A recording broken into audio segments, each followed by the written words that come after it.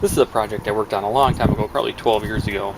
It's based on a book called Build an EDM by Robert Langolis, and it's actually based on a series of articles in the Home Shop Machinist. And this is just a compilation of those articles, and it steps you through the process of building a EDM machine for electrical discharge machining, or removing metal by spark erosion, as it says right on the title there. I guess I wanted to talk about my version of this and do a little walkthrough of where some of my parts came from, because in some ways where the parts came from for my EDM is more interesting than the EDM itself. So there are a few components in my home built EDM that were surplus or scavenged from other places. There's a couple things. The main components that are needed is a transformer. This is actually an old microwave oven transformer. The primary coil is still there. I removed the secondary coil. A microwave oven transformer usually puts out 1.5 kilovolts. This is now rewired with 18 gauge solid core wire to output 60 volts under load. The other thing that I realized was going to be expensive that I wasn't anticipating was a power resistor, and my power resistor is this back here, this coil, and that coil is actually from a dryer that I found on the side of the road, and it just happened to be the correct resistance for acting as a power resistor for this.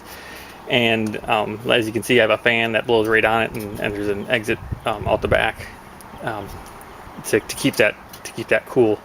And the fan actually came from a microwave oven also, so both the transformer and the fan came from a microwave oven. Down in the corner here there's a smaller transformer to power some of the electronic circuits, and that actually came from a discarded radio that I found on the side of the road, so I repurposed that. Some of the connectors is actually a connector that was scavenged from an old computer. There's another one down here from a keyboard to a computer. So as we come in closer, we see a couple of circuit boards, one for the control circuit. Nowadays, the control side of this circuit board would actually probably be made with an Arduino, because that's the way things are, it seems. If you look at the back side, the traces on that board, those are actually hand traced from a schematic that was in the book. So I hand traced them with a Sharpie, and then liquid etched that, and that's true for both of these circuit boards. I made this before I knew anything about toner transfer methods, or even had the dream of owning a CNC machine. So on the other circuit board here, we have the capacitors, a couple larger capacitors in the back there, and then a couple of diode bridges or rectifier circuits in the back there. I guess one last scavenged item was a fuse holder, and probably the fuse is probably scavenged also. That's actually a slow blow fuse from a microwave oven transformer, or a microwave oven. Coming around to the front, I actually went out and bought all these switches and knobs, but so we have all the controls for the EDM here, and you have a place for the motor where a stepper motor hooks up. So the other major component of the EDM machine is something to drive the electrode into the work material, and as you see here, we have a stepper motor, a shaft, which is driving shaft, which is actually driving a square tube. There's this piece of square brass tubing with another piece of square brass tubing inside, and that's basically turns this into a linear actuator. This is the side that pushes in and out of the material. A couple of electrodes that I've made. This one a little bigger diameter. This one's a smaller diameter. Basically, this is my latest cleaning up of this project. I've been 3D printing some of the parts. So I have my electrode holders are made out of plastic, and they just slide right into into the tubing on the end here. And there's a small port on the sides of these to be able to put the coolant right inside the electrode, which helps flushing out some of the chips as it's machining away. Again, I 3D printed these holders for keeping the brass tube aligned, and I also 3D printed this little coupling. It's a solid coupling for that. And then the other item that I made was this aluminum backbone for the whole thing. It's a casting, a sand casting that I made, and then I machined all the surfaces to make sure that everything was aligned properly. And one more plastic 3D printed part is the motor mount. That helps get everything mounted to the backbone, so we can do some EDMing. So talking a little bit more about the electrodes, like I said, they're just brass tubing, and in this case they're held in place by a 3D printed part. So when it's new, it looks just like a piece of brass tubing. And these are two pieces of brass tubing that I just had laying around. One of the electrodes is a little bent, so the holes that I was making weren't quite perfect.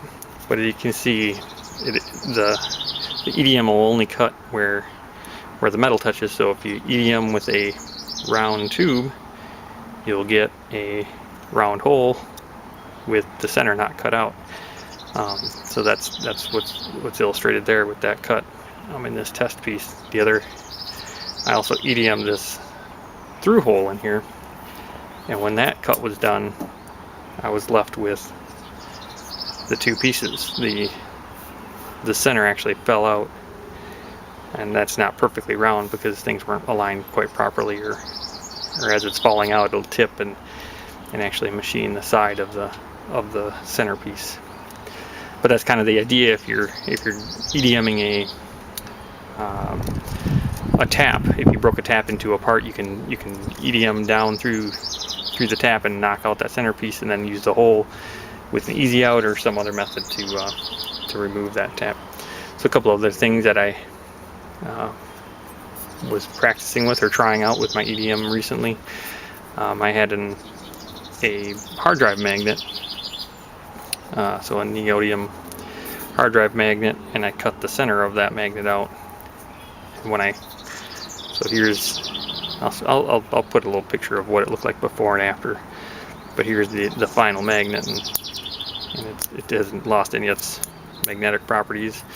And I also happen to have that magnet sitting on a utility knife blade, and I cut right through that. And if you've ever tried to drill through a utility knife blade, that's actually a tough thing to do. With an EDM, it goes pretty quick. So as I'm using the EDM, I need something to hold the electrode, and the electrode goes into this part, and then I need something to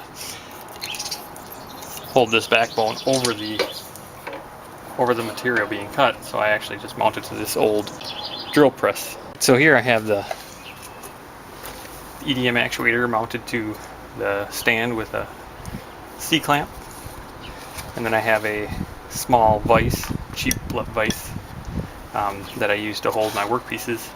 And then to keep the water contained, I put, actually this is a mixed nut container where all the nuts are gone. Put that in there, then I can drive the tool down into the workpiece, and all the water will be contained in the upside down jar. Having that upside down jar allows me to easily work with the pieces without having the container in my way. And then the other thing that I do quite often is I'll hot glue this either down to a platform, or the platform here, or to something heavy like a brick. That way if the EDM sticks to the workpiece, it doesn't lift the whole thing up as you're doing the work. So that's why there's a little bit of hot glue residue on the bottom there.